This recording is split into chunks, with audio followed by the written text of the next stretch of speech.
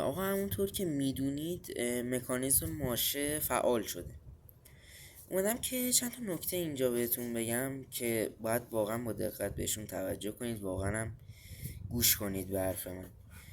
یکی اینکه سراغ ماشینای چینی اصلا نرید. ماشینای چینی واقعا مشکل قطعات به زودی پیدا خواهند کرد. ایران میشه قبرستون ماشینای چینی.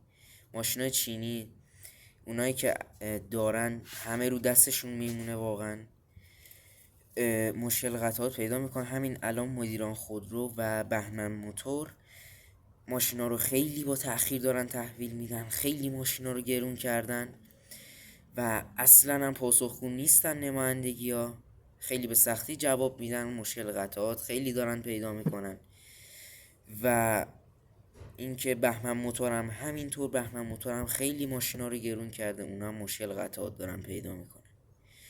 دو، سمت ماشینای وارداتی مثل فولکس واگن آیدی 4 تیراک، نمیدونم ماشینای توییتا که وارد شدن، سوزوکیا، کلا تمام ماشینای وارداتی سمتشون نرید، چون مکانیزم ماشه مربوط به اروپا و اینجور چیزا هست. به نظرم سمت ماشینای اروپایی بیشتر نرید. و خب کلا ماشینای وارداتی خب مشکل قطعات پیدا میکنن، بیشتر ماشینای آلمانی که وارد میشن مثل فولکس واگن آیدی 4. اینا به خاطر اینکه اروپا مکانیزم ماشه مال اروپا و اینجور چیزاست، اصلا حق خرید و فروش با ایران ندارن، برای همین اصلا قطعات این ماشینا وارد ایران نمیشه و یه ماشین غیر قابل استفاده ای میشه.